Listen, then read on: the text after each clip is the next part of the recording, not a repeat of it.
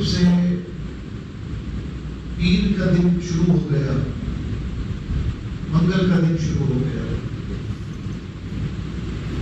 اسلام میں رات پہلے آتی ہے، دن بعد میں آتا ہے، اسلامی طریقہ کار کیا ہے۔ اور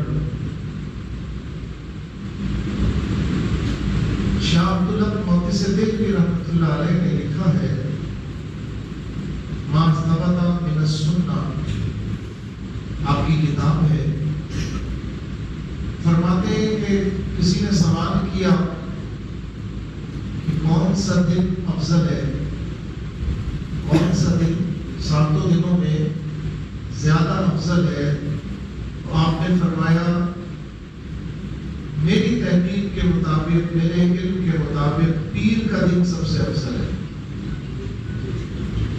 تو اب پوچھنے والے نے پوچھا کہ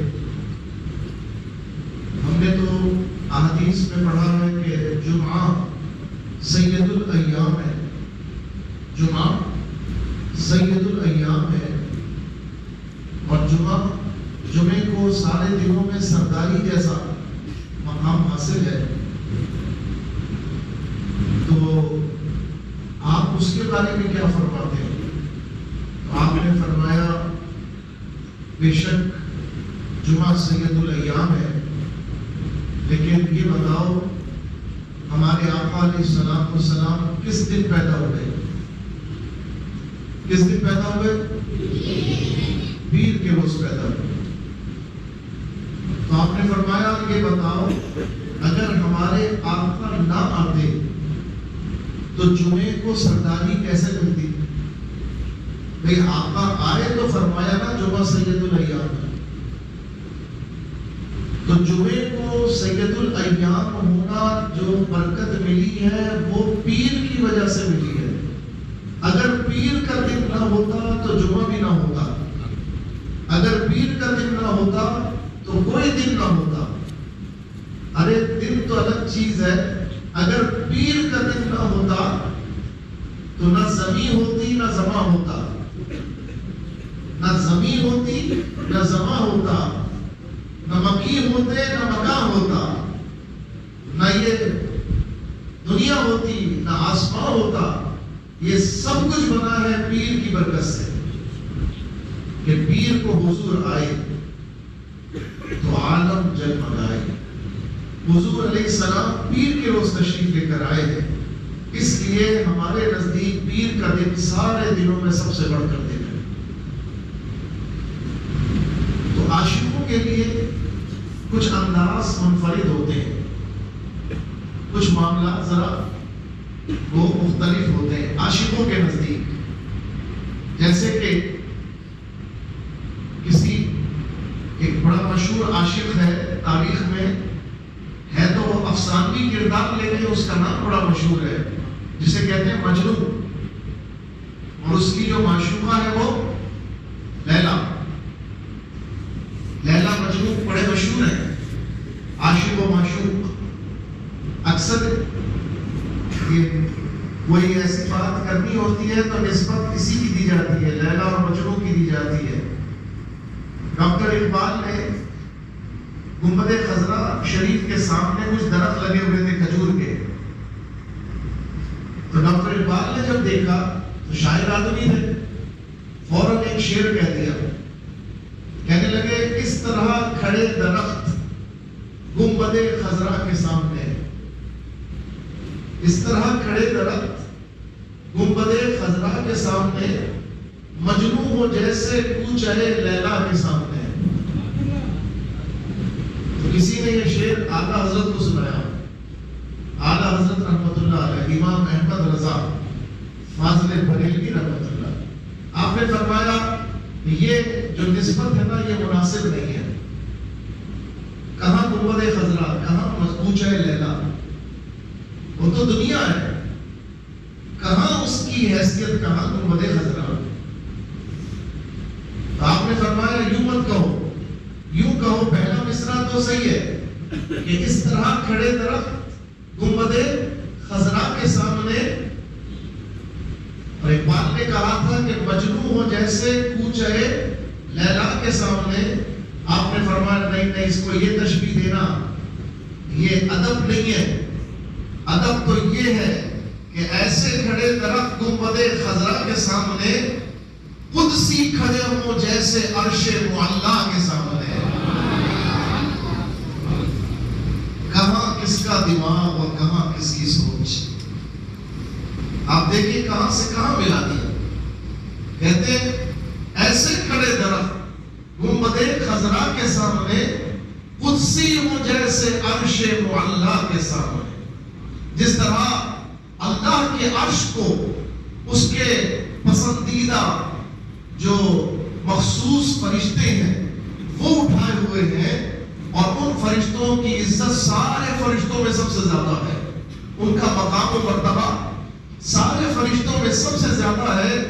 تو اعلیٰ حضرت نے کہا سرکار کا گنبد خضرا تو عرش معلا کی طرح لگتا ہے، اور سرکار کی بارگاہ میں کھڑے ہونے والے جیسے لگتے ہیں عرش معلا کو اٹھانے والے فرشتے. قدسی کہتے ہیں فرشتوں کو. قدسی ہو جیسے عرش معلا کے سامنے. تو کبھی نسبت تشبیہ کے لیے استعمال کی جاتی ہے. اچھا لیلا جو تھی، لیلا جو ہے وہ بہت حسین نہیں تھی. عموماً لوگ عاشق ہوتے ہیں حسن پر. لیلا تو اتنی کالی تھی، اتنی کالی کہ نام ہی لیلا. لیلا مانے رات والی. لیل کہتے ہیں عربی میں رات کو. لیل و نہار، رات اور دن. نہار کہتے ہیں دن، اور لیل کہتے ہیں قرآن میں جیسے فرمایا واللیل، اور قسم ہے رات کی. فعلا نے یہاں پہ ترجمے میں قرآن کے لکھا ہے یہ رات کون سی ہے؟ کس رات کی قسم اللہ فرما رہا ہے؟ فرما رہا رات میں اٹ سیلف کوئی خوبی نہیں ہے. جو رب کریم قسم اس کی فرمائے، یعنی رب قسم کسی کی فرمائے تو وہ چیز تو بڑی قیمتی ہوگی نا. بھائی آپ کسی کو اپنی بات سچائی کے لیے بتانا چاہتے ہیں تو بھاری بھرکم چیز کی قسم کرتے ہیں نا. بھائی کہتے ہیں نا مجھے قرآن کی قسم، مجھے مکے کی قسم، مجھے کعبے کی قسم. کیونکہ بندے کو بتانا چاہتے ہیں میں بات بہت سچی کر رہا ہوں. تو آپ قسم بھی اس چیز کی، ایسی چیز کی دیتے ہیں جس کی عزت بہت ہوتی ہے، جس کی قدر بہت ہوتی ہے، جس کی ویلیو بہت زیادہ ہوتی ہے. سنو توجہ کے ساتھ. اللہ اکبر. اب قرآن کہتا ہے واللیل اذا یغشا، قسم ہے رات کی جب وہ چھا جائے. تو آخر رات میں ایسی کیا خوبی ہے کہ اللہ جو خالق و مالک ہے وہ اس کی قسم بیان کر رہا ہے. اللہ اکبر. تو اعلیٰ حضرت رحمت اللہ علیہ نے فرمایا ارے تم نہیں سمجھے، یہاں لیل تشبیہ کی صورت میں ہے، اشارہ ہے، تشبیہ ہے، شباہت ہے. اصل رات نہیں ہے یہاں مراد. یہاں تو سرکار کے گیسوئے مبارک کی سیاہی بیان کی جا رہی ہے کہ سرکار کے گیسو، آپ کے بال اتنے سیاہ کہ جب آپ کے گیسوئے مبارک کھلتے ایسا لگتا دن، چہرہ دن کی طرح، اور اس پر بال آ جائے تو ایسا لگے جیسے رات تاری ہو گئی ہے اس کو. تو اعلیٰ فرماتے ہیں یہاں لیل سے مراد یسوع مصطفیٰ صلی اللہ علیہ وسلم. ایک جگہ قرآن نے کہا والضحیٰ، قسم ہے دن کی. ضحیٰ کہتے ہیں چاشت کے وقت کو، سورج کے طلوع ہونے کے بعد کا جو وقت جس میں چاشت پڑی جاتی ہے اس کو کہتے ہیں ضحیٰ عربی میں. تو اعلیٰ فرماتے اس وقت کی قسم جو رب کریم ارشاد فرما رہا ہے اس میں حکمت کیا ہے؟ کہتے ہیں یہ تشبیہ ہے، اصل میں تو چہرے مصطفیٰ کی قسم اللہ ارشاد فرما رہا ہے. رخ مصطفیٰ کی قسم اللہ ارشاد فرما رہا ہے. اسی لیے کسی شاعر نے کہا کہ جب کیا تذکرہ حسن سرکار کا والضحیٰ پڑھ لیا والقمر کہہ دیا، آیتوں کی تلاوت بھی ہوتی رہی، نعت بھی بن گئی، بات بھی بن گئی. گویا کہ قرآن کریم بھی اپنے بیان میں حضور علیہ السلام کی نعت ہے. تو عزیزان گرامی، لیلا جو تھی وہ تھی کالی، اور اتنی کالی کہ اس کا نام ہی لیلا اسی لیے پڑ گیا. وہ کالی تھی، مگر مجنوں سے کسی نے پوچھا، اب کالی کا بھی کوئی عاشق ہوتا ہے؟ اگر مجنوں عاشق تھا، کسی نے مجنوں سے پوچھا کہ اے مجنوں، تجھے لیلا میں اس کالی میں کیا حسن نظر آیا جو تو اس کا عاشق بن گیا؟ تو مجنوں نے بڑے غصے سے جواب دیا کہ تو میری محبوبہ کی، معشوقہ کی اس طرح سے توہین کر رہا ہے؟ ارے تجھے کیا معلوم، تجھے میری نظر اللہ عطا کر دے تو پتہ چلے میری محبوبہ میں حسن کتنا ہے۔ میں تجھے بتاتا ہوں میری محبوبہ میں حسن کتنا ہے۔ اس نے کہا یہ بتاؤ، قرآن شریف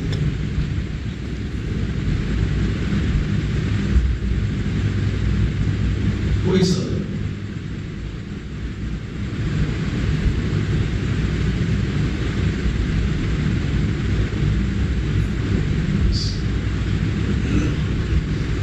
اس نے کہا میری نظر سے دیکھنا ہو نا کہ کالا رنگ جو ہے وہ کتنا محبوب ہے، تو بتاؤ جس قرآن کو تم صبح و شام پڑھتے ہو، جسے لکھتے ہو، یہ اس کی سیاہی کا رنگ کیا ہے؟ اس کی سیاہی کا رنگ کالا ہے نا، تو ساری سیاہی میں کالا رنگ کیوں پسند کیا قرآن لکھنے کے لیے؟ کہا یہ سب سے اچھا لگتا ہے نا قرآن کے لیے، کالا رنگ سیاہی کے طور پر سب متفق ہیں، اس کو چومتے بھی ہیں کہ نہیں چومتے؟ کوئی چومتے ہیں نا، آنکھوں سے لگاتے ہیں، سر پہ رکھتے ہیں، سینے سے لگاتے ہیں، کہتے ہیں دیکھو اگر یہ حسین نہ ہوتا تو قرآن لکھا جاتا ہے اس سے۔ قرآن کا سیاہی سے لکھنا، سیاہ رنگ سے لکھنا، یہ اس بات کی علامت ہے کہ سیاہ رنگ پسندیدہ رنگ ہے۔ وہ کہتا ہے دیکھو جب سیاہ رنگ سے قرآن لکھتے ہو تو پھر میری محبوبہ میں اگر یہ رنگ سیاہ ہے تو کیا کہتے ہیں، وہ بھی تو حسین ہے۔ میری نظر سے دیکھو تو تمہیں پتا چلے۔ اچھا لیلا جو تھی، لیلا جو تھی وہ بھی بڑی اپنے معشوق کی بڑی دیوبیتا تھی، اور اب مجنوں میں بھی ایک عیب تھا۔ مجنوں جو تھا وہ تھا کبڑا، مجنوں جو تھا وہ کیا تھا؟ کبڑا، جن کے یہاں پہ کب نکلا ہوا ہوتا ہے تو وہ جھک کے چلتے ہیں اور ان کی پیٹھ ظاہر ہوتی ہے، زیادہ گردن سے زیادہ ان کی پیٹھ کا حصہ دکھ رہا ہوتا ہے۔ بظاہر دنیا داروں کی نظر میں اسے کیا سمجھتے؟ عیب۔ کیا سمجھتے اس کو؟ عیب سمجھتے۔ تو کسی نے لیلا سے پوچھا کہ تیرا معشوق تو، تیرا محب، تیرا جو عاشق ہے وہ تو کبڑا ہے، تجھے اس کبڑے میں کیا حسن نظر آیا؟ تو لیلا نے کہا تمہارے پاس وہ نظر نہیں ہے، نظر لیلا کی ہو تو اس کبڑے میں بھی حسن نظر آ جائے گا۔ کیسے؟ اس نے کہا یہ بتاؤ جو پھول جس ڈالی میں کھلا ہوتا ہے، جس ڈالی میں گلاب کا پھول کھلا ہوا ہوتا ہے، وہ ڈالی کمزور ہو کے جھک جاتی ہے کہ نہیں؟ جس ڈالی میں گلاب کا پھول کھلا ہوتا ہے، وہ جو اس کا تنا باریک سا ہوتا ہے، وہ ڈالی کیا ہوتی ہے؟ پھول کے وزن سے جب تک کلی ہوتی ہے تب تک تو نہیں جھکتی، لیکن جیسے ہی پھول کھلتا ہے تو وزندار ہو کے وہ جھک جاتا ہے۔ بتاؤ تمہیں اچھا لگتا ہے کہ نہیں اچھا لگتا؟ بھی اچھا لگتا ہے۔ کہا دیکھو کہ جو جھکا ہوا ہے وہ تمہیں اچھا لگ رہا ہے، تو جو اکڑے ہوئے ہیں وہ میرے معشوق نہیں ہے، جو جھکا ہوا ہے وہ میرا محبوب نظر آتا ہے۔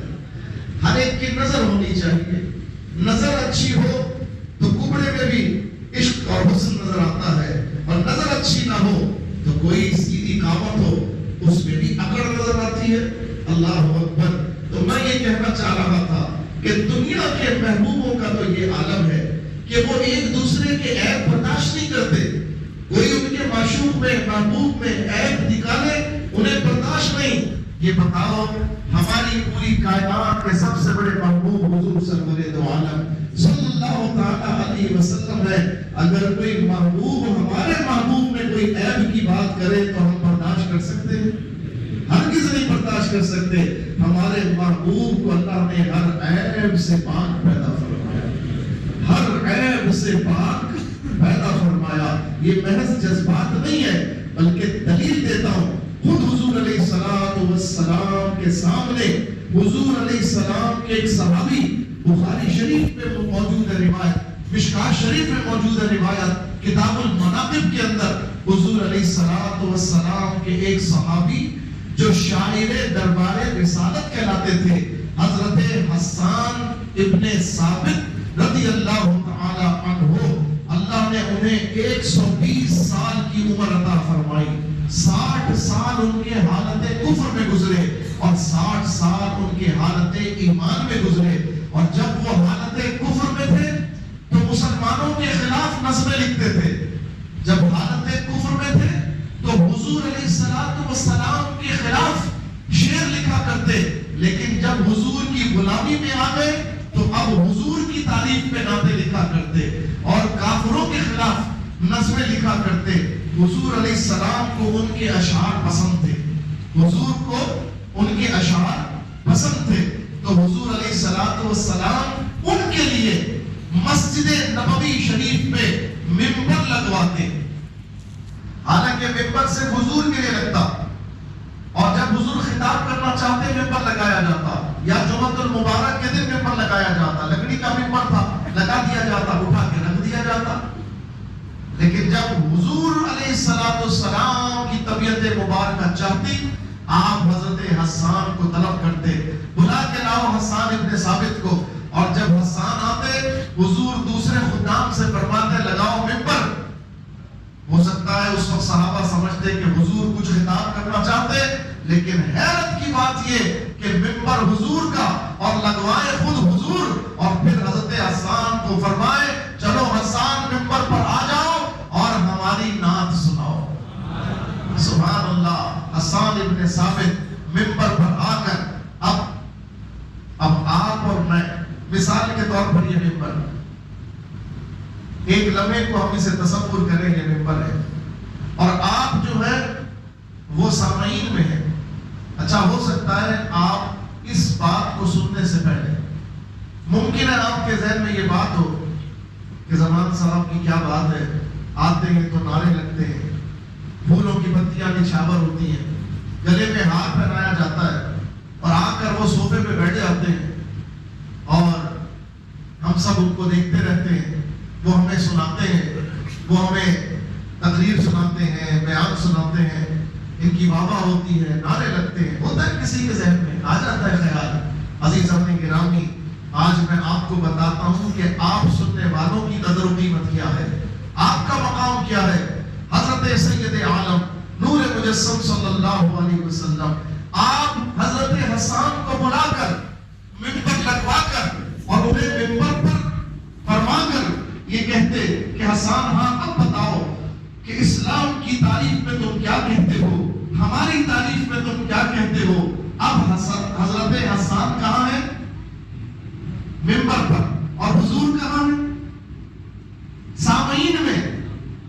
حضور کہاں ہے؟ سننے والوں میں. یعنی جہاں آپ بیٹھے جس طرح، اس طرح حضور علیہ السلام صحابہ کے جلوہ میں تشریف فرما ہوتے اور حسان ہوتے اوپر ممبر پر. ناطخہ سرکار کا ممبر پر سرکار کی اجازت سے، سرکار کے حکم سے، اور سرکار خود کہاں تشریف فرما ہوتے؟ سننے والوں میں. پتا چلا آج اس محفل کی اگر ہم نقل کر رہے ہیں تو میں نقل کر رہا ہوں حسان ابن ثابت کی، میں نقل کر رہا ہوں صحابی رسول کی، میں نقل کر رہا ہوں ناطخوں کی، اور آپ کو سعادت مل رہی ہے حضور کی سنت ادا کرنے کی.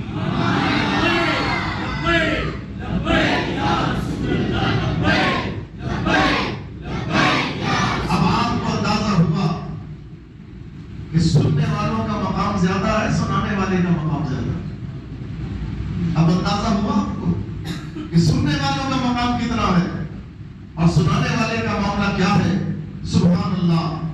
مجھے اللہ نے حضور کا ناطخہ بنایا ہے، مجھے حضور کے ناطخہ کے منصب کے اوپر بیٹھنے کی سعادت عطا فرمائی ہے. اللہ مجھے اس کا حق ادا کرنے کی بھی توفیق عطا فرمائی. اور آپ کو اللہ نے اپنے محبوب علیہ السلام کی سنت ادا کرنے کی توفیق عطا کی ہے. تو بتاؤ کیا پھر آپ بیٹھ کر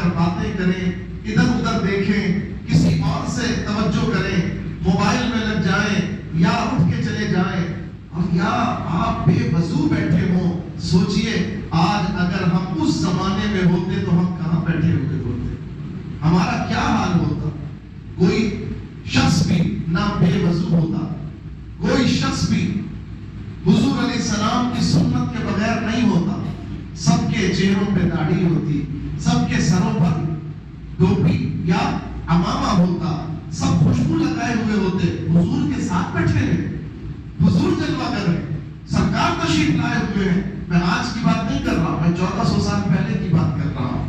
اگر اس زمانے میں یہ محفل ہوتی اور ہم وہاں ہوتے تو بتائیے کیا ہم کس طرح بیٹھتے؟ بس جب بھی سرکار کی محفل میں بیٹھیں یہی سوچ کر آ جائیں، یہی سوچ کر بیٹھیں، اسی انداز سے آئیں تو انشاءاللہ آپ کی محفل نور علی نور ہوتی چلی جائے گی۔ عزیزان محترم، حضور علیہ السلام نے حضرت حسان کو بٹھایا ممبر پر، فرمایا حسان سناؤ۔ اب حضرت حسان شروع ہوئے، بات ہم نے کی تھی، اللہ نے حضور کو ہر عیب سے پاک پیدا فرمایا، اللہ نے حضور کو ہر عیب سے پاک پیدا فرمایا۔ سبحان اللہ، کیسا پاک کیا؟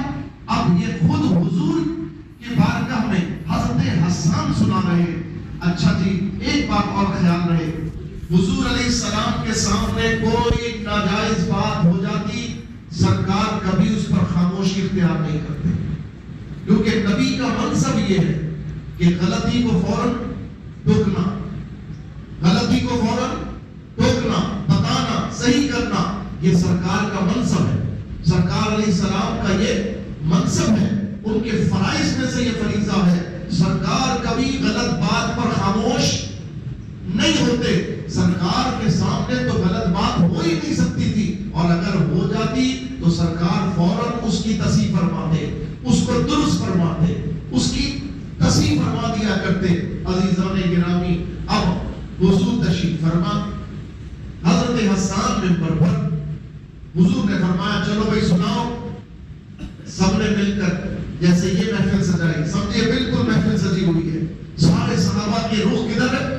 حضرت حسان بن ثابت کی طرف، کہ کیا کہتے ہیں، کیا سناتے ہیں، کیا شعر سناتے ہیں۔ اللہ اکبر، حضرت حسان حضور کی شان بیان کرنے لگے، کہنے لگے وَأَحْسَنُ مِنْكَ لَمْ تَرَ قَطُّ عَيْنِي، وَأَحْسَنُ مِنْكَ لَمْ تَرَ قَطُّ عَيْنِي، آپ جیسا سب سے زیادہ حسین میری آنکھ نے دیکھا ہی نہیں ہے۔ کس کی تعریف کر رہے ہیں؟ حضور علیہ السلام کی تعریف کر رہے۔ حضرت حسان کہتے ہیں واہ، اور احسن، سب سے حسین، سب سے حسین، احسن کہتے ہیں سب سے حسین، من کا، میرے محبوب آپ کی ذات جو حسین ہے، ایسا حسین لم تر قط عینی، میری آنکھ نے دیکھا ہی نہیں ہے۔ حضرت حسان کہتے ہیں میری آنکھ نے آپ جیسا حسین دیکھا ہی نہیں۔ سچ کہا کہ نہیں کہا؟ نہیں بھائی، یہ جذباتی شعر ہے، سچ تو ہے مگر ہے جذبات۔ جیسے آج ایک چھوٹے سی مسجد میں، ایک گاؤں کی مسجد میں بیٹھ کر یہ فقیر آپ کو یہ کہہ رہا ہے کہ اگر حضور نہ آتے تو جمعہ بھی نہ ہوتا، اگر پیر کا دن نہ ہوتا تو جمعہ بھی نہ ہوتا، اگر سرکار نہ آتے تو نہ زمین ہوتی نہ زمان ہوتا، اگر سرکار نہ آتے تو نہ یہ دنیا ہوتی نہ آسمان ہوتا۔ تو آپ کوئی کہہ سکتا ہے یہ جذباتی بات ہے، یہ جذباتی جملہ ہے، لیکن ہم کہتے ہیں ہم ثابت بھی حضور سے ہی کر رہے ہیں، ہم آپ کو اس کی دلیل بھی دے رہے ہیں کہ ہم نے یہ بات اپنی مرضی سے نہیں کہی، یہ بات ہم نے حضور علیہ السلام کے منہ سے سنی ہے اور اللہ نے ان کے منہ سے نکلوائی ہے۔ اللہ نے فرمایا اے محبوب بتا دو سب کو کہ اگر تجھے پیدا کرنا مقصود نہ ہوتا تو نہ میں دنیا بناتا نہ آسمان بناتا۔ گویا مقصود کائنات ہے سرکار دو عالم، مقصود کائنات ہے سرکار دو عالم، اور محبوب کائنات ہے سرکار دو عالم۔ الحمدللہ ہم اس نبی کی امت میں اور اس نبی کے ماننے والے۔ حسان ابن ثابت کہتے ہیں وَأَحْسَنُ مِنْكَ لَمْ تَرَ قَطُّ عَيْنِي، میری آنکھ نے آپ جیسا حسین دیکھا ہی نہیں ہے۔ اب ایک بات بتاؤ،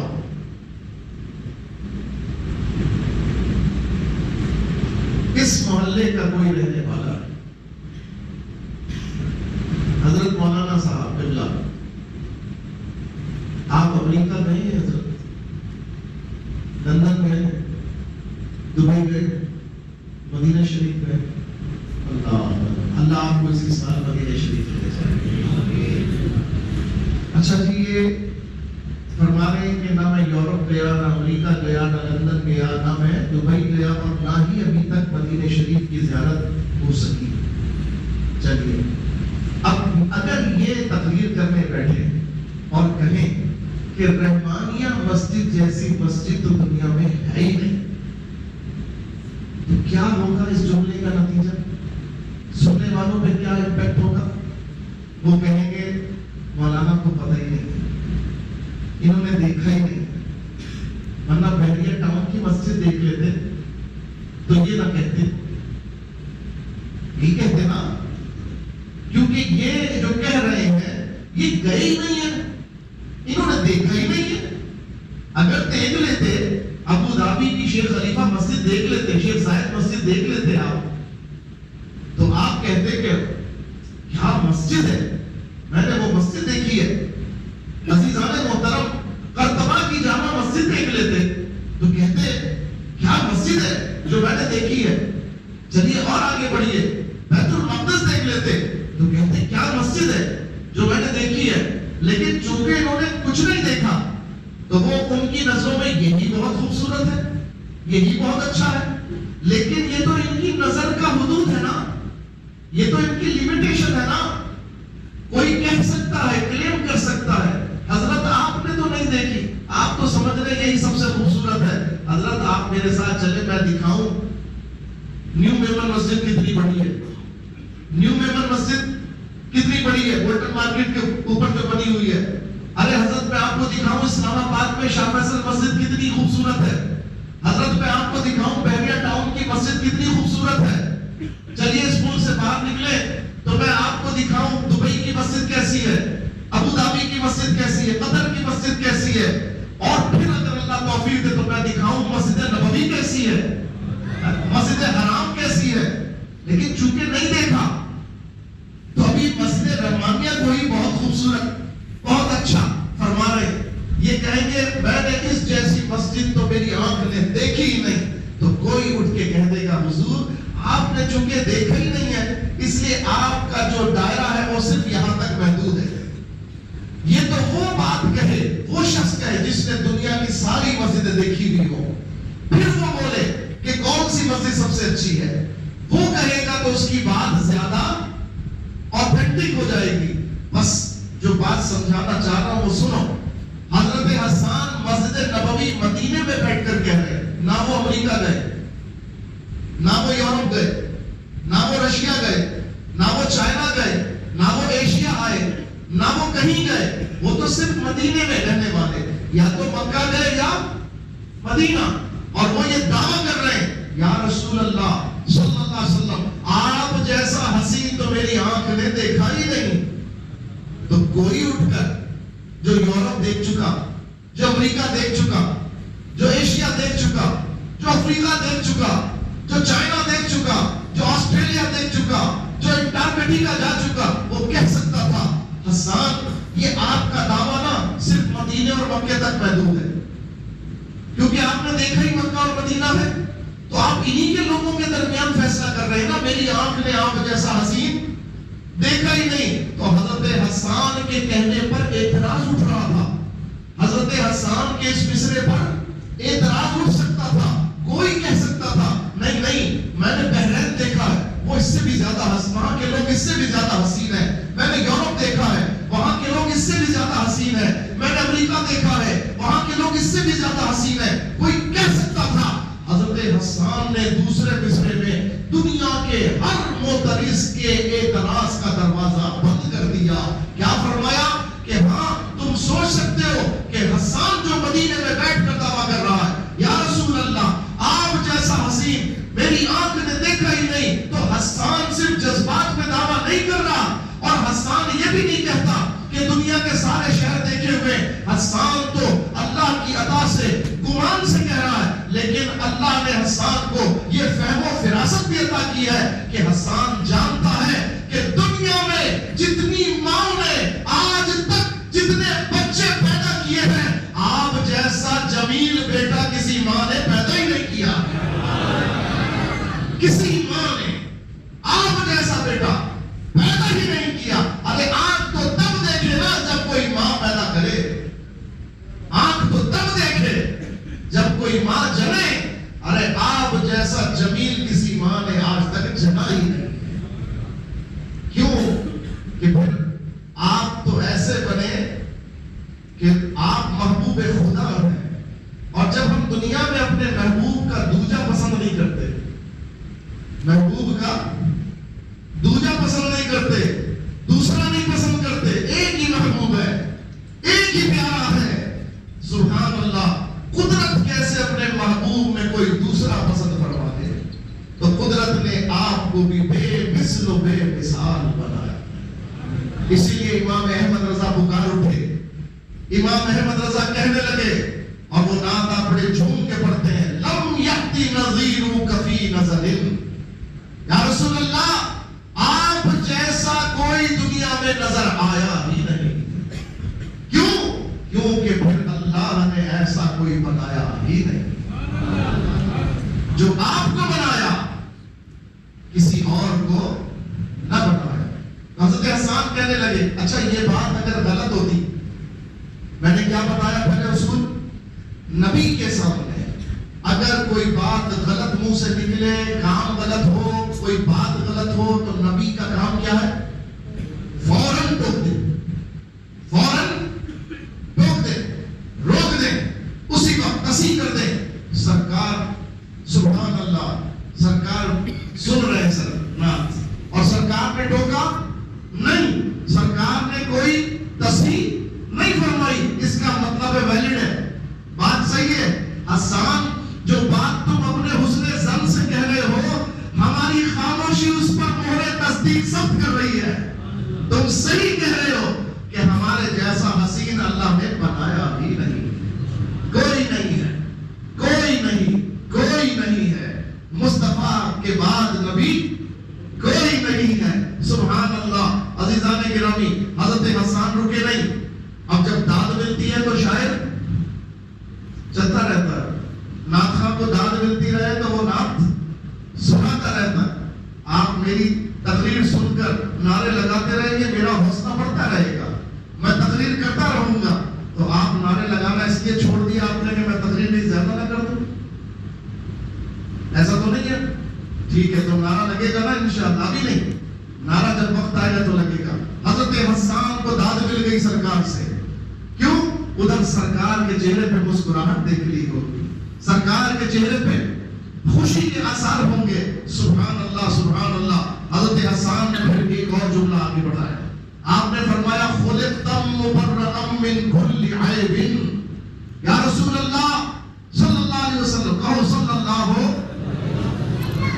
جب بھی حضور کا ذکر آئے تو آپ نے کیا پڑھنا ہے؟ سبحان اللہ۔ اسی مجلس میں ایک دفعہ صلی اللہ علیہ وآلہ وسلم پڑھنا واجب ہے، ایک دفعہ پڑھنا واجب ہے، اور بار بار پڑھنا مستحب ہے۔ لیکن اگر ایک دفعہ بھی کسی نے نہیں پڑھا تو اس محفل پر پھٹکار ہے، لعنت ہے، نحوست ہے۔ جس محفل میں سرکار پر درود نہ پڑھا جائے اور جس محفل میں پڑھا جائے اس پہ اللہ کی رحمتوں کی برسات ہے۔ پڑھو پھر سے صلی اللہ علیہ وسلم۔ عزیزان گرامی، حضرت حسان نے کہا یا رسول اللہ خلقتم مبرئا من کل عیب، اللہ نے آپ کو ہر عیب سے پاک پیدا فرمایا۔ غلط ہوتا جملہ تو سرکار کیا کہتے؟ روکتے، نہیں حسان ایسی بات نہیں کہو، یہ غلو ہے، یہ مبالغہ ہے، یہ ایکسٹرا ہے، یہ اوور ہے، نہیں۔ پتا چلا بات سچی ہے، سرکار کی خاموشی نے مہر تصدیق ثبت کر دی، اسٹیمپ لگا دیا، ہاں ہمیں کسی عیب سے پیدا نہیں کیا، ہمیں ہر عیب سے پاک پیدا فرمایا۔ ارے عیب سے پاک کیسا پیدا کیا؟ آپ حیران ہوں گے۔ امام احمد رضا کی فکر کو دیکھ کے کہا جاتی ہے. حسان ابن ثابت تو کہہ رہے ہیں یا رسول اللہ، اللہ نے آپ کو ہر عیب سے پاک پیدا کیا. بولیے، اللہ نے آپ کو ہر عیب سے پاک پیدا کیا ہے. اچھا جی، امام احمد رضا حسان ہند کہلاتے ہیں. وہ حسان عرب تھے، وہ حسان مدینہ تھے، اور امام احمد رضا انہی کے غلام 1300 سال کے بعد ہندوستان میں پیدا ہوئے، اور واقعی ایسا عشق کر کے دکھایا کہ ہمیں حسان مدینہ کی یاد آ گئی. حسان مدینہ نے لکھا یا رسول اللہ خلقت مبرئا من کل عیب، اللہ نے آپ کو ہر عیب سے پاک پیدا فرمایا. اور حسان ہند حضرت امام احمد رضا آپ نے لکھا تیرے تو وصف عیب تناہی سے ہے بری، تیرے تو وصف عیب تناہی سے ہے بری. حیران ہوں میرے شاہ میں کیا کیا کہوں تجھے. کیا مطلب ہوا؟ کیا مطلب ہوا؟ دیکھو، کسی بھی شخص کی دنیا میں تعریف کرتے ہو، کرنا شروع کرو، کرتے جاؤ کرتے جاؤ کرتے جاؤ. ایک وقت آئے گا کہ تعریف ختم ہو جائے گی. تو یہ جو تعریف کا ختم ہو جانا ہے، آقا فرماتے ہیں یا رسول اللہ یہ عیب ہے. تعریف کی حد آ جانا یہ عیب ہے. اور میرے آقا اللہ نے آپ کو ایسے اوصاف کریمانہ عطا فرمائے ہیں، ایسی شان عطا کی ہے کہ دنیا کے لوگوں کی تعریف شروع کرو، ختم کی حد آ جاتی ہے، عیب ہو جاتا ہے. مگر آپ کی تعریف کی تو کوئی حد ہی نہیں ہے. اللہ نے آپ کی تعریف کو بھی حد کے عیب سے پاک بنا دیا.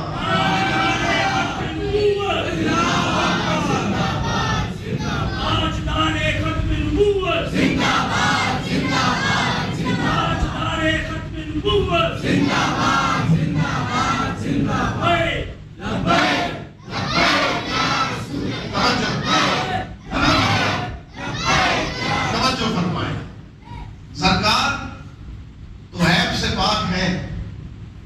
حضرت حسان فرماتے ہیں سرکار کو تو اللہ نے عیب سے پاک بنایا. حالت فرماتے ہیں سرکار تو عیب سے پاک ہے، سرکار کی تعریف بھی عیب سے پاک ہے. سرکار کی تعریف بھی عیب سے پاک ہے کہ دنیا کے کسی بھی فرد کی تعریف میں حد آ جائے تو یہ عیب ہے. اور سرکار آپ کی تعریف کی تو کوئی حد ہی نہیں، لامحدود تعریف ہے آپ کی. آپ کی تعریف کی کوئی حد نہیں ہے. اچھا، پھر میں آتا ہوں حضرت حسان کی طرف. حضرت حسان نے کیا کہا؟ خلقت مبرئا من کل عیب. یا رسول اللہ ابھی کیا سکھایا تھا؟ زور سے بولیے. آج کی رات تو جتنا درود پڑھا جائے کم ہے. جھوم جھوم کے پڑھتے رہیے. میری بات بھی سن رہے ہیں تو دل ہی دل میں پڑھتے رہیے. یا رسول اللہ آپ کو اللہ نے ہر عیب سے پاک پیدا فرمایا. حضور خاموش تو بات صحیح، حضور نے نہیں ٹوکا تو بات صحیح، حضور نے تصحیح نہیں کی تو بات درست. اس کا مطلب ہے حضور خود کہہ رہے ہیں، کہنا چاہتے ہیں، گویا سرکار فرما رہے ہیں ہاں ہمارے رب نے ہمیں ہر عیب سے پاک بنایا ہے. اچھا جی، کیوں بنایا ہے پاک؟ اللہ بھی عیب سے اور محبوب بھی عیب سے، خالق بھی عیب سے پاک، مخلوق بھی عیب سے پاک. وجہ کیا ہے آخر؟ خالق کی وجہ تو سمجھ میں آتی ہے کہ خالق میں عیب نہیں ہونا چاہیے. خالق میں عیب برداشت نہیں ہو سکتا. خالق کا عیب تو ہو ہی نہیں سکتا، ناممکن ہے. لیکن مخلوق میں کوئی نہ کوئی عیب تو ہوتا ہے، کوئی نہ کوئی کمی ہوتی ہے، کوئی نہ کوئی بات ہو جاتی ہے. کتنا ہی دنیا میں کیسا ہی خوبصورت ہو، کوئی نہ کوئی کمی، کوئی نہ کوئی بات ہوتی ہے. اللہ اکبر. حضور علیہ الصلوۃ والسلام کے صحابی کہتے ہیں یا رسول اللہ اللہ نے آپ کو ہر عیب سے پاک بنایا ہے. کیوں؟ سبب کیا ہے؟ فرماتے ہیں کأنک قد خلقت کما تشاء. یا رسول اللہ اس لیے آپ کو ہر عیب سے اللہ نے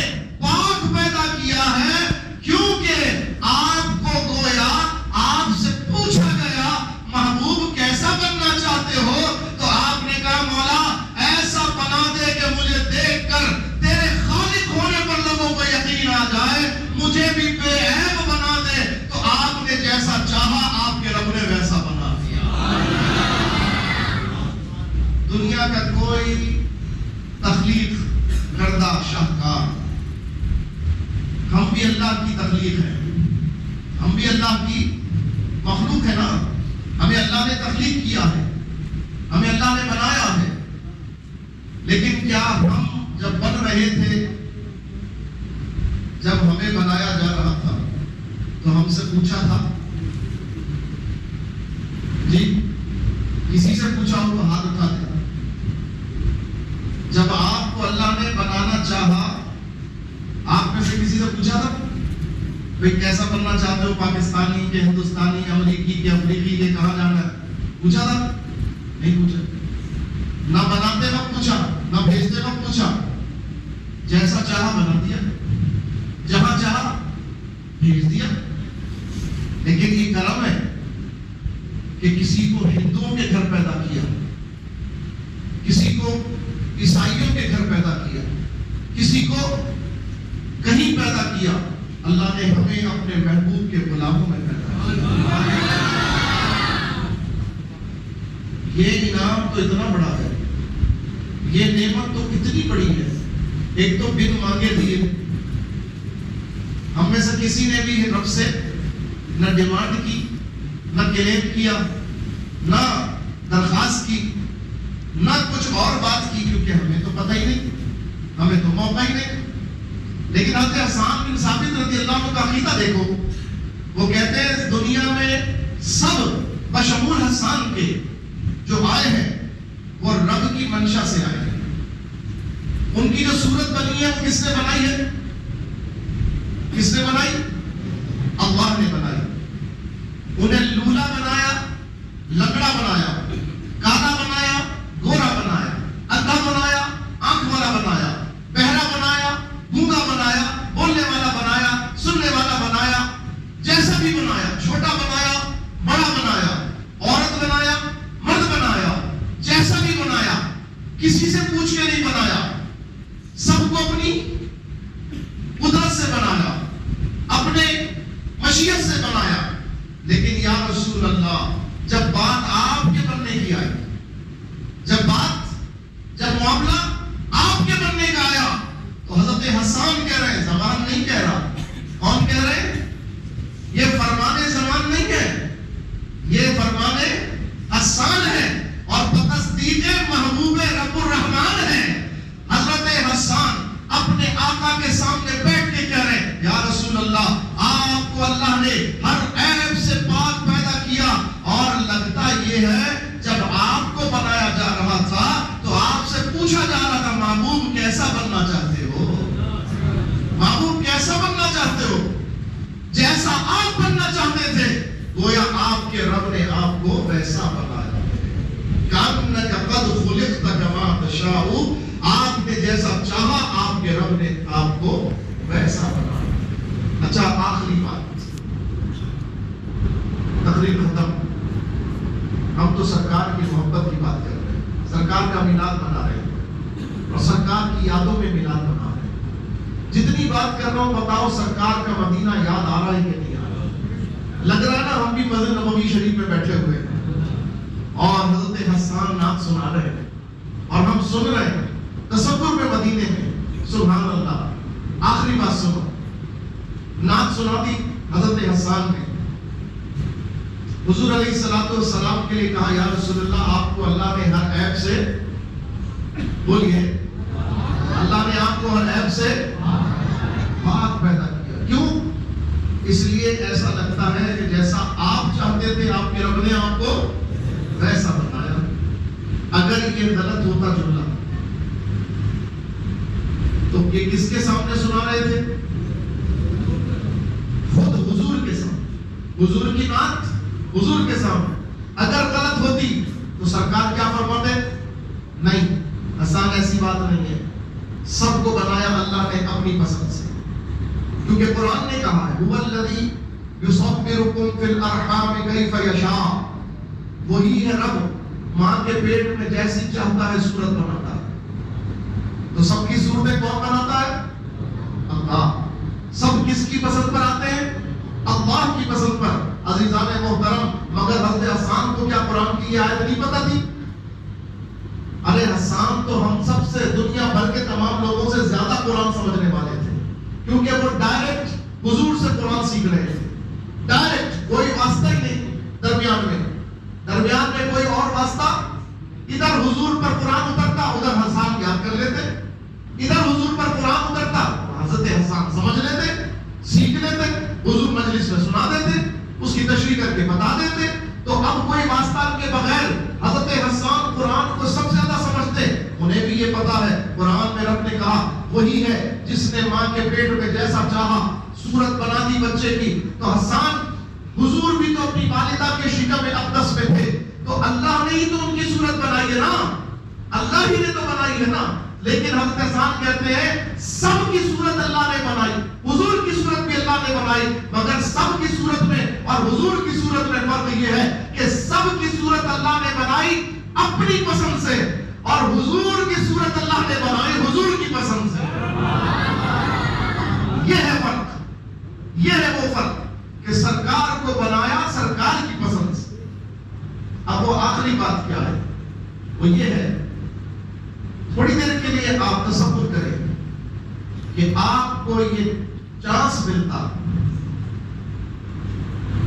کہ جناب آپ کو دنیا میں بھیجا جا رہا ہے، اب بتاؤ کیسا بننا چاہتے ہو؟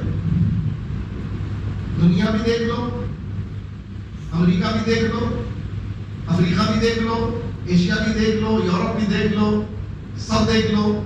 یہ کالے ہیں، وہ گورے ہیں، وہ گندمی ہیں، وہ چپٹے ہیں، وہ گول ہیں، وہ لمبے ہیں، وہ چھوٹے ہیں، وہ فلاں ہیں. دیکھ لو کیسا بننا چاہتے ہو. آپ کو آفر دی جاتی، آپ کو آفر دی جاتی، کیسا بننا چاہتے ہیں؟ کیا کہتے جواب؟ آپ کو اگر ابھی چوائس دی جائے یہاں پر اس میز پہ 10 چیزیں رکھی ہیں، ایک چیز اٹھائیں گے تو 10 روپے ملیں گے، دوسری چیز اٹھائیں گے تو 20 روپے ملیں گے، تیسری چیز اٹھائیں گے تو 30 روپے ملیں گے، آخری چیز اٹھائیں گے تو 100 روپے ملیں گے. کون سی چیز اٹھائیں گے جی؟ فائدے والی چیز لیں گے نا، جس میں زیادہ فائدہ. فطرت ہے نا، فطرت چاہتی ہے سب سے اچھی چیز مجھے ملے، فطرت چاہتی ہے سب سے اعلیٰ چیز مجھے ملے، فطرت چاہتی ہے سب سے اہم چیز مجھے ملے، فطرت چاہتی ہے سب سے اونچی چیز مجھے ملے، فطرت چاہتی ہے. تو ہماری خصلت میں اعلیٰ، بہترین، ٹاپ لسٹ، سب سے اوپر والی یہی چیز ہے نا. تو آپ سب کو اگر چوائس دی جاتی کہ افریقی بننا چاہتے ہو، یورپی بننا چاہتے ہو، پاکستانی بننا چاہتے ہو، کہاں کے چائنیز بننا چاہتے ہو، تو کیا کہتے ہیں؟ بظاہر دنیا میں کون زیادہ اٹریکٹیو ہے؟ گورا. آج کل ترقی میں بھی کون ہے؟ گورا. مالی مسائل میں بھی کون ہے؟ گورا. تو کہتے ہیں مولا وہ بنا جو سب سے کامیاب ہے دنیا میں بظاہر سب سے کامیاب ہے. ایسے ہی نا ہم کیا چوائس کرتے؟ یہ کرتے. دیکھو یاد رکھنا، کبھی ایسا ہوتا ہے زندگی میں کچھ موڑ آتے ہیں، ان میں آدمی کو کچھ چوائس ملتی ہے. اگر آپ کا فیصلہ درست ہوا آگے مستقبل بہت بہترین ہو جائے، لیکن اگر آپ نے اس چانس سے فائدہ نہیں اٹھایا تو پھر مستقبل تاریخ ہو جائے. میں ایک مثال سے سمجھاتا ہوں. بزرگوں نے لکھی کہ ایک لکڑہارا تھا، اس کی ماں تھی نابینا، اس کی ماں تھی نابینا نہیں بلکہ ایک لکڑہارا تھا، اس کی بیوی تھی بہت ہی خوبصورت، اور آئے دن جھگڑا، ایک تو مال بھی نہیں، پھر بیوی بدصورت، بڑی پریشان. ایک دن وہ کھدائی کر رہا تھا، جادو کا چراغ مل گیا، اس نے چراغ نکالا، اس کو رگڑا، جن ظاہر ہو گیا. کہانی سنی بھی ہے نا. اس جن نے کہا تم نے مجھے چراغ سے باہر نکالا ہے، اب تم مجھے کوئی اپنی 3 خواہشات بتاؤ، میں پوری کر دوں گا. اس نے سوچا یار سب سے میں ٹینشن کون ہے؟ بیوی. اور ٹینشن اس لیے کہ بیوی کیا ہے؟ بدصورت ہے. اس نے کہا بھائی میری بیوی نا سب سے خوبصورت بنا دو. وہ جناب اس دور کی جو خوبصورتی تھی بیوی کو خوبصورتی مل گئی. بیوی کو خوبصورتی مل گئی. اب چھوٹے چھوٹے بچے جب خوبصورتی آتی ہے، خدا جب حسن دیتا ہے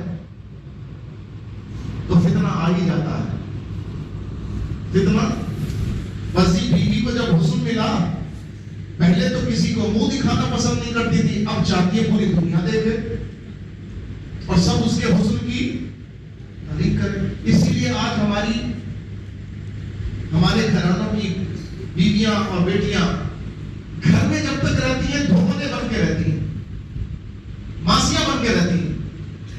شوہر آئے تو چہرہ دیکھتے ساتھ ہی مرجھا جائے، اور جب گھر سے باہر نکلتی ہیں تو پھر دیکھو ان کے لشکارے ششکے دیکھو. پھر آپ نے او بھائی دیکھنے والا جو اللہ نے بنایا ہے وہ ہے شوہر. جو جائز رشتہ ہے، جس کا دیکھنا جائز، جس کو دکھانا لازم، اس کو تو تم ایسی صورت دکھاتی ہو کہ وہ چاہتا ہے گھر سے دوبارہ باہر چلا جائے. لیکن جس کو نہیں دکھانا، وہاں لپسٹک بھی لگا کے جانا. بچے کو اسٹاپ سے اسکول سے بچے کو لینے جانا ہے تو بھی لفا پوتی کرنا ہے. ارے بھائی وہاں جاتے ہوئے کون دیکھ رہا؟ ہو سکتا ہے 10 لوگوں کی نظر پڑتی ہے، آپ کو نہیں پتا، آپ بھی ڈھنگ کا لگے. تو یہ حال ہے ہمارا. اس نے بھی کہا کہ بھائی میری بیوی خوبصورت ہو جائے. بیوی خوبصورت ہو گئی. جب بیوی خوبصورت ہو گئی تو باہر نکل گئے. اب تو گھر میں رکے ہی نا. بچے کو دودھ کون پلائے؟ عجیب تک آ گیا. اس نے کہا ایک دن بہت جھگڑا ہوا. بیوی نے کہا تمہاری ایسی کی تیسی، میں تو میرے تو 10 چاہنے والے پیدا ہو گئے، سب میرے حسن کی داتے رہے. تو وہی لکڑ ہارے گا، لکڑ ہارا. سنبھال بچے. میں تو چلی. اس کو بڑا غصہ آیا. ابھی کتنے چانس باقی تھے؟ اس نے کہا مولا تو اس کو کتیا بنا دے. غصہ آیا نا. تو غصے میں تو ہم تو بھائی اتنے فنٹر ہیں، 1-2 طلاق میں تو بس ہی نہیں ہوتی. کروڑ دفعہ طلاق، لاکھ دفعہ طلاق. جب تک اتنی طلاق نہ دے دل کو ٹھنڈک ملتی نہیں ہے. وہ جناب جیسے ہی کہا کتیا بنا دے، وہ کتیا بن گئی. کتیا بن گئی. اب بچے بھوک سے رو رہے. وہ جناب دودھ پلانے کا مسئلہ ہو گیا، کھانا کھلانے کا مسئلہ ہو گیا. کہہ تو دیا غصے میں کتیا بنا دے، کتیا بن گئی. چانس کتنا باقی تھا؟ تو بیچارے نے کہا مولا جیسی تھی ویسی بنا دے. وہ ویسی ہی ہو گئی. تو دیکھو 3 چانس ملے مگر سب کے سب ضائع ہو گئے. اور بزرگوں نے لکھا ایک لکڑہارے کے ساتھ ایسا ہی ہوا. اس کے گھر میں غربت تھی، اس کو اولاد نہیں تھی، اس کی ماں اندھی تھی. تو اس کے گھر تو بڑے پریشانیاں تھیں، آئے دن مسائل. لیکن ایک دن اس کو بھی چراغ ملا. اس نے رگڑا. ایک جن باہر آیا اور کہنے لگا تم مجھے کوئی اپنی ایک خواہش بتا دو، میں پوری کر دوں گا. اس نے سوچا ماں کی آنکھیں مانگوں یا بیٹا مانگوں یا پیسہ مانگوں، کیا مانگوں؟ تینوں چیزیں ضروری. لیکن اللہ نے عقل دی. اس نے کہا میری ماں، سنو توجہ سے. اس نے کہا میری ماں جو نمینہ ہے، میری ماں اپنے پوتے کو سونے کے تھال میں کھیلتا ہوا دیکھنا چاہتی ہے. میری ماں اپنے پوتے کو سونے کے تھال میں کھیلتا ہوا دیکھنا چاہتی ہے. بات ایک ہے مگر چیزیں 3 ہیں. ماں کی آنکھیں بھی، اپنے یہاں بیٹا بھی، اور مانو زر بھی. اللہ اکبر. تو چانس زندگی میں کبھی ملتا ہے، ہر ایک کو چانس ملتا ہے. ضروری نہیں کہ وہ لکڑہارے کو ہی چانس ملے. چانس سب کو ملتا ہے، قسمت سے ملتا ہے. کبھی نہ کبھی قدرت آپ کو چانس ضرور دیتی ہے. ایمان کا چانس بھی دیتی ہے، عقائد کا بھی چانس دیتی ہے، عمل کا بھی چانس دیتی ہے، ترقی کا بھی چانس دیتی ہے. دیتی ضرور ہے قدرت سب کو. کافر کو بھی ایمان کی طرف آنے کا موقع ضرور قدرت دیتی ہے. کیونکہ جب تک حجت تمام نہیں کرے گی قدرت، تب تک سوال کیسے کرے گی؟ جب تک موقع نہ دے گی تب تک سوال کیسے کیا جائے گا؟ تو سوال کرنے کے لیے موقع دینا ضروری ہے۔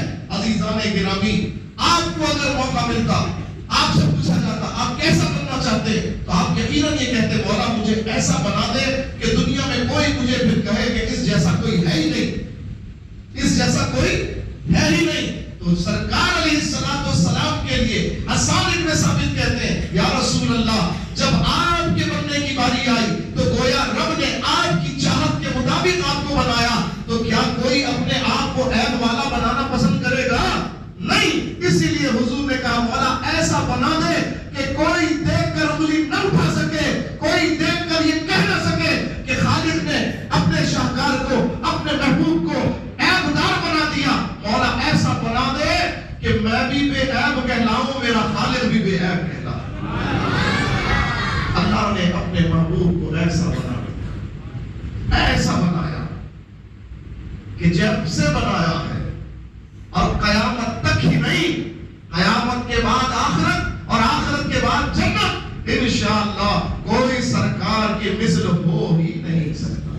اللہ نے ہمیں ایسے بے مثال رحمت للعالمین کا امتی بنایا ہے۔ بولو شکرانہ واجب ہے، شکرانہ واجب ہے، بولو شکرانہ واجب ہے۔ تو وہ شکرانہ کیا ہے؟ منہ سے کہو الحمدللہ، شکر الحمدللہ، اور عمل سے سرکار کی وفاداری نبھاؤ، اپنے آپ کو غلام مصطفیٰ بناؤ، اپنے آپ کو سرکار کا امتی بناؤ۔ یہی پیغام ہے میلاد کا۔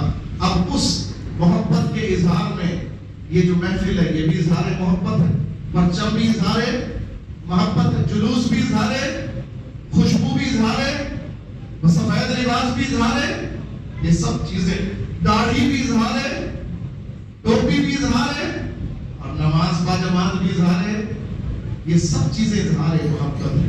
ہمیں حضور سے وفا میں جھنڈے بھی لگانے چاہیے، میلاد بھی کرانی چاہیے، جلوس بھی نکالنا چاہیے، اور حضور کی محبت کی خاطر نماز بھی پڑھنی چاہیے، سچ بھی بولنا چاہیے، دیانت سے بات کرنی چاہیے، ماں باپ کا ادب کرنا چاہیے، اہل پڑوس اور محلے داروں کا خیال کرنا چاہیے، لوگوں کے حقوق ادا کرنے چاہیے۔